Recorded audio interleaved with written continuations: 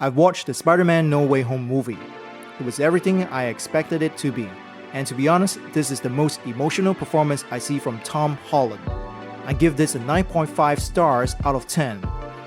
Warning, only for those who have seen the movie. If you haven't seen it, please stay out. Spoilers ahead. I think this is the first time MJ's name has been addressed to be Michelle Jones Watson in full, so she isn't Mary Jane. She's literally a different girlfriend that the MCU created. There's still a chance Pete could meet the real Mary Jane of the MCU, but that's not what I want to talk about. I want to talk about the top 5 things the No Way Home movie did very well. Number 1, the villains. Of course, without a doubt, the first great thing was getting all the original villains from the SONY movies to come back for this outing. All the villains, from Tobey Maguire's Spider-Man movies to Andrew Garfield's Spider-Man movies, to assemble once more in one epic movie is just spectacular to behold, especially when all these legacy characters have so much history from their previous movies. Why this matters? Number 1, No Way Home acknowledges all the Spider-Man movies beginning with Sam Raimi's 2001 Spider-Man are now canon in the MCU. It's a great idea. The movie producers can now tap into all these legacy stories and bring those characters into the main timeline. Plus, what came before is now not wasted. We can keep it. Secondly, all the villains, especially the Sam Raimi ones, had such tragic beginnings and endings. Most of them became villains because of their own tragedies and accidents. So it's refreshing to see this story offers a chance of change for them. A chance for them not to perish fighting Spider-Man. Furthermore, having so many villains from multiple timelines all show up at once really raises the dread level and excitement. If they weren't such a disunited group of villains, they could have given Spidey and Doctor Strange a real run for their money. Villains will be villains. They were all self-centered and selfish, leading to their eventual defeats. Alfred Molina and Willem Dafoe made amazing reprisals of the characters they made famous on screen. Alfred is just so likable even though he's a menacing octopus with mechanical killer arms. He exudes so much charisma and charm on screen. Great performance. But Willem really takes the cake in the group as the most threatening and dangerous villain, the Dr. Jekyll and Mr. Hyde syndrome. His split personality due to the Green Goblin serum makes him a frightening monster when the Green Goblin personality surfaces, but yet so sad and afflicted a person when he is just a brilliant scientist, Dr. Norman Osborn. Someone you feel so sympathetic for and want to help him. Jamie Foxx lighted up the screen the minute he appeared in his blue electric form before transitioning to yellow lightning. You could feel the tension on the screen as Tom's Spidey was being blasted by lightning-fast electric bolts. Although you know Tom is in no real danger, but the scene made the danger look real on screen. They made the electric bolts look deadly and could really kill if a hit was made.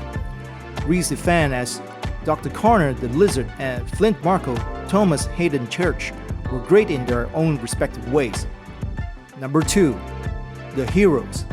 As they brought back the bad guys, it only made sense the second best thing was bringing back all the OGs.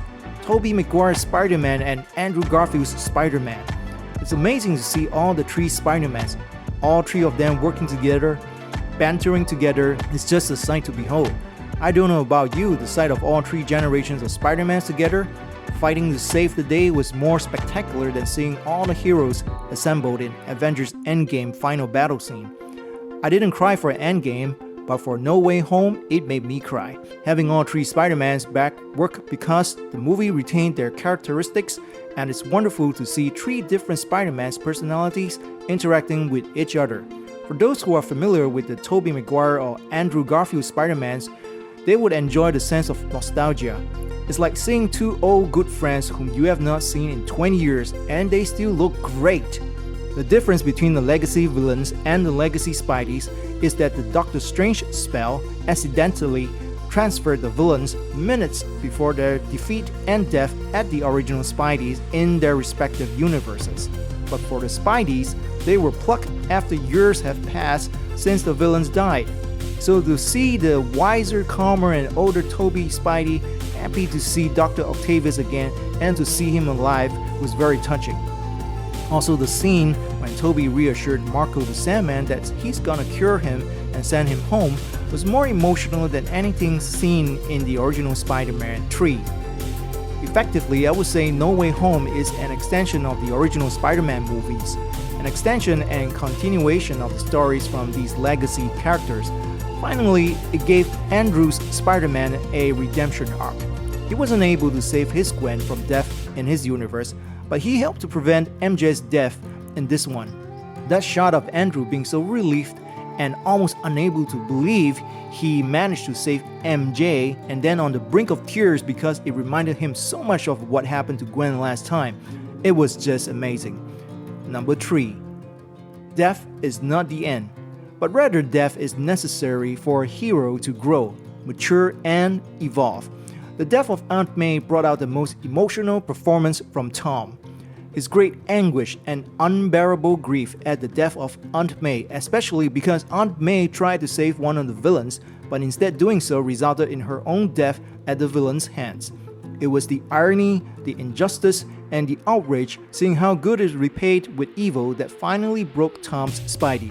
To make matters worse, the law enforcement thought Spidey was a threat at that point and fired at him. That was a very heart-wrenching scene. It reminded me of the Peter Weller RoboCop movie whereby RoboCop was betrayed by his creators and they instructed the police to fire upon him. Gut-wrenching. But only by breaking Spidey could a new and more matured Spidey evolve, one that no longer relies on the technology from Stark Industries and no longer operating under the shadows of Tony Stark. It also brings full circle to the legend of Spider-Man, as finally, the immortal words associated with Spidey is finally uttered. With great power comes great responsibility. The Tom Holland Spider-Man always had something missing, although it brought a lot of fresh takes on Spidey, as he is a more jolly, vibrant, and naive school kid. But he didn't have the tragedy of Uncle Ben's death to shape his character. The MCU Spider-Man skipped Uncle Ben's arc and replaced him with Tony Stark. Tony became his father figure and mentor, whereas Marisa Tomei's Aunt May was more like a lustful thing for Happy Hogan most of the time.